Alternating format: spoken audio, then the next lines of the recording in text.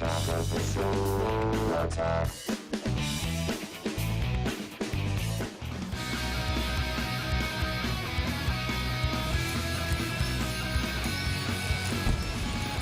Pro in the new Motorola Droid Pro stands for progeria. Fun fact. Means professional. Right, what did I say? Never mind. Verizon and Motorola are giving the gift of a totally unique Android phone this December, the Droid Pro. Incorporating a full-size keyboard and multi-touch display, this phone is geared for productivity. But that doesn't mean you can't have fun too. Thousands of apps are available in the Android market, and you'll get a 5-megapixel camera.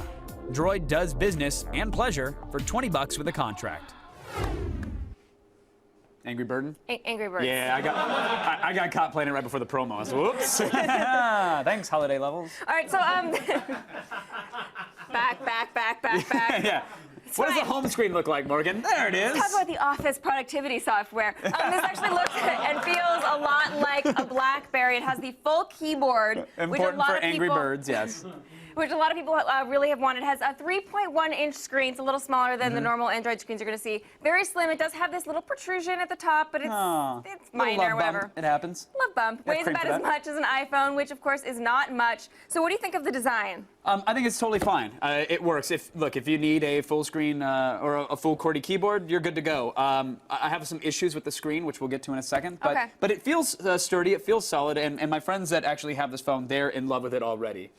Right, and they obviously had to sacrifice a little bit of the screen real estate for the keyboard. They did. Yeah. Is it too small? Well, it's not bad. It feels like there's just enough room to comfortably use it. It's actually one of the most responsive screens that we've used on an Android device. We'll give them that. It feels like using an iDevice, if you will.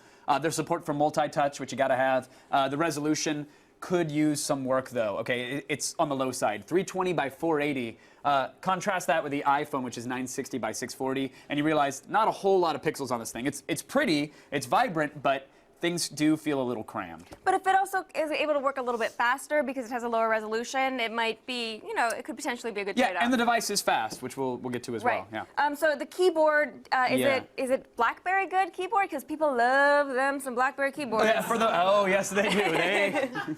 It's a cult of personality. They do love it, and for the most part, the keyboard's great. It feels like the BlackBerry Tours keyboard because of the raised edges on the keys, which for most is a good thing. For me, I don't like that they're sort of beveled in opposite directions. It's like my right thumb wants to press on a certain part of the key, but my left wants to press on a different part, so to speak. I feel like that is something that you would get used to. Absolutely would get used to it. Absolutely would get used to it. I'm saying it's not going to convert me to a hardware keyboard if you're a software keyboard kind of person. Right. The keys, again, they're also a little close together, which might be a problem for giant thumbs. But overall, we like typing on it. Do you have giant thumbs? It worked.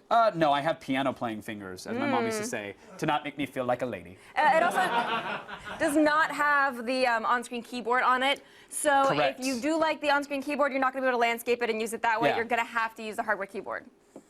So now, of course, it runs on the latest version of Android, 2.2. So let's talk a little bit about the speed. We mentioned it a little bit earlier. But Very important. Is it just as fast as other smartphones? Yes, it is. It absolutely is. When launching games or apps, it's just as fast as the iPhone or the Droid X. In some cases, it's actually faster. By far, one of the quickest smartphones we've used yet. So kudos on the speed department. Okay, so let's talk a little bit about browsing, actually browsing the internet, because that's the main thing that you want this for. People love this internet thing. They like browsing it on their wireless devices. There's this thing called the internet. Yeah, and it does it. It's online. Yeah, but you don't pinching, zooming. It's not. It's a little tight. The screen's small. Again, the resolution's not that great. So you're going to be doing a lot of pinching and zooming to see what's on the screen. But don't get us wrong. The browser is super fast, and it does run Flash, and it runs it well. So while you might be you might have to do a little extra navigation to get to things, you won't have to wait for the pages to render, which is, I think, a very important distinction. And now the camera picture quality. Pretty good. Pretty good? Pretty good, yeah. Outdoor pictures look good. Indoors, even with the flash, it's a little grainy. Video quality is not high def, which is kind of a bummer, but it'll do. You can take video on it. I mean, how often are you really taking high def video on your phone. I mean, not all that often, but when you do want to take video on your phone, it's nice to have it in high def. No, that is true. Now, this phone actually comes standard with access to the Android market. It has over 100,000 apps, support for practically any email account you can possibly imagine, and DLNA streaming to devices like a TV or a PS3. Also, it's going to work overseas. Keep that in mind, unlike a lot of Verizon phones.